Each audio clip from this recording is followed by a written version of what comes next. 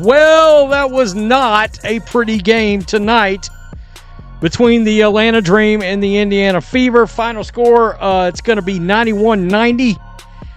Dream, I got to come out and say, all jokes aside, Brittany Griner was an absolute beast tonight.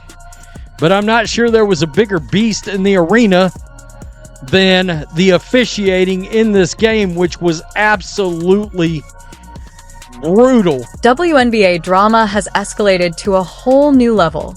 Indiana Fever's recent defeat against the Atlanta Dream isn't just about missed shots, it's sparking questions about off-court dynamics.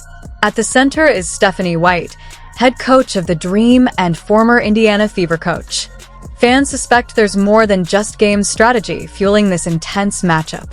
Rumors of jealousy toward Caitlin Clark are gaining traction, and social media is buzzing with reactions, theories, and heated discussions.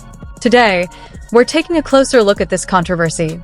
What really happened during the game, and could Stephanie White's history with the Fever be shaping her rivalry with Clark? I'm proud of our fight, the toughness that we showed, our ability to stay together. Our bench was really engaged in every timeout and in every huddle.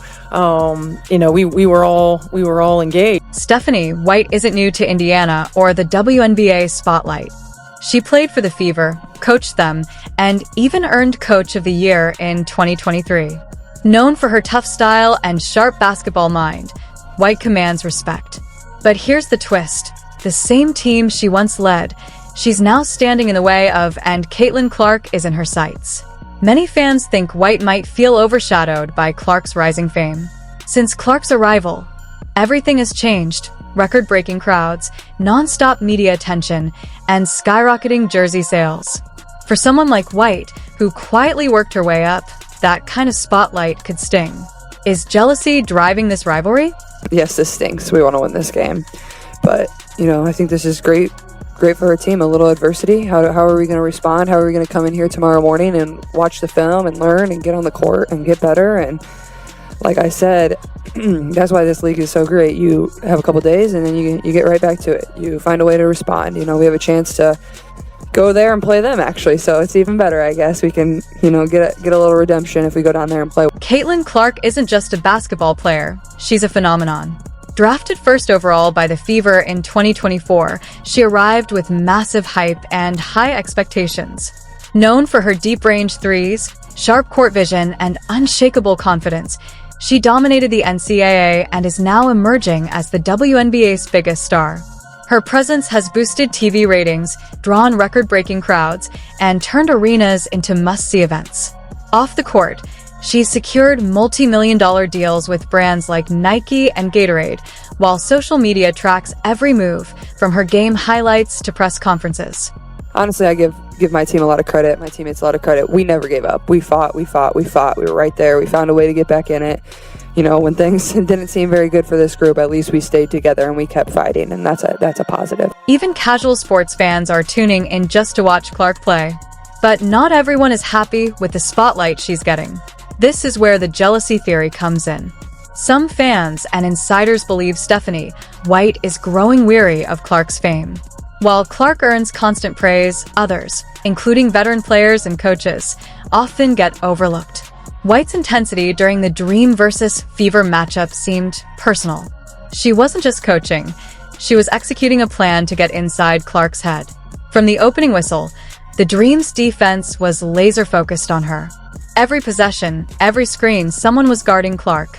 This wasn't just a game, it was psychological warfare. Was White trying to prove a point and show the world that her team could take down the WNBA's newest superstar? They shot 32 free throws. It's a lot of free throws. Going to be difficult to win a lot of games when we foul people that much and put them at the line that much. It's tough. They made 25 out of 32. We still went to the line 26 times, missed 10. So that's the game really right there. It obviously doesn't come down to that, but it's just a little. After the game, social media went wild. Hashtag Clark vs. White started trending on X, formerly Twitter. Fans were divided. Some accused Stephanie White of jealousy and bitterness, while others defended her, saying she simply coached a smart, tough game. Caitlin Clark kept her composure in the post-game interview, praising Atlanta's defense and saying, I've got to be better. But her expression told another story: frustration and exhaustion. Stephanie White, meanwhile, appeared all smiles. When asked about Clark, she offered a vague response: "We just executed our game plan." But was it really just about the basketball? I didn't think we were disruptive at all. I felt like we let them move the ball wherever they wanted to. We had a lot of breakdowns in our coverages. We weren't really helping one another out. We played like 5 individuals defensively at times instead of collectively as a unit. And good teams take advantage of that. Atlanta was really good at getting downhill. They knocked down some tough shots, but when you dig yourself a hole, it makes it really difficult to use all your energy to come back. Now, let's break down the numbers, because they tell a story of their own. Clark ended the game with just 12 points, 4 assists, and 6 turnovers, well below her season averages of 22 points and 7 assists. She shot only 3 of 13 from the field and 1 of 7 from three-point range, showing that something clearly threw her off. Meanwhile, the Dream made the most of it, scoring 28 fast break points and forcing 18 turnovers, many coming from Clark herself.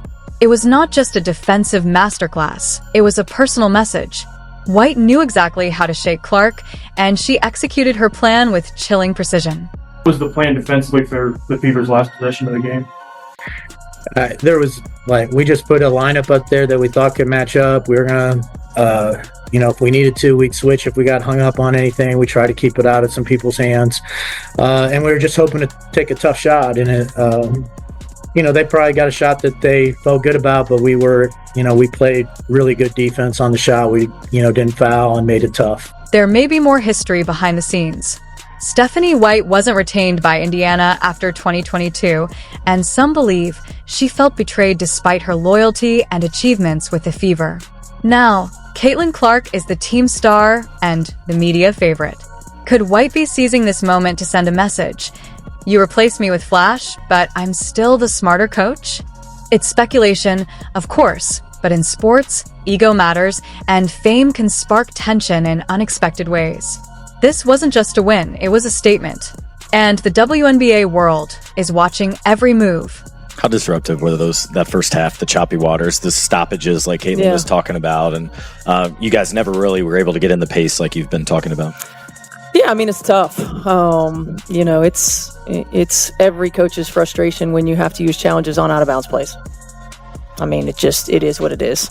But for teams to win 3 challenges in the first half, I don't know that I've ever seen that either. Signs of tension are also emerging within the Fever. Some veteran players haven't fully adapted to Clark's spotlight. Her body language during timeouts and on-court chemistry are raising questions. Are teammates feeling jealous? Or are they just adjusting to a new era? Clark's leadership is still evolving. She's young, confident, and used to being the star, but not everyone in the locker room is ready for that. When leadership is unsettled, performance suffers. The loss to Atlanta wasn't just about talent. It highlighted a lack of unity. Right now, the Fever appear divided. The first half seemed pretty choppy with, the amount of fouls, the challenges. Just how did that affect you as the point guard and just the team's pace as a whole? Yeah, to me, challenges cannot take that long. It ruins the flow of the game. I get it. It's early in the year. The refs want to make the right call. We can't sit there for 2.5, 3 minutes and on an obvious hit out of bounds off of them and still not know the call. I get it. There's things to look at. There's the clock. There's is the ball going to be taken out. But that's not the only reason the flow of the game was ruined. But we're just standing there. We're waiting and we're waiting and we're waiting. And then obviously, like I said, a lot of free throws shot between both teams tonight. That makes the game more choppy when there's a lot of fouls. The recent Fever versus Dream showdown has turned the WNBA into a full-blown drama. Stephanie White, former Fever coach, executed a masterful, almost personal strategy to rattle Caitlin Clark, using physical play, mental games, and defensive precision to disrupt the league's rising star. Clark, only 23, looked human for the first time under the bright lights, her mistakes magnified as social media exploded with divided opinions. The rivalry has boosted TV ratings, ticket sales, and national interest, turning Indiana-Atlanta matchups into must-watch events. Beyond the stats, this clash is about ego, reputation, and unfinished business. showing that in the WNBA, it's not just who scores, it's who wants it more.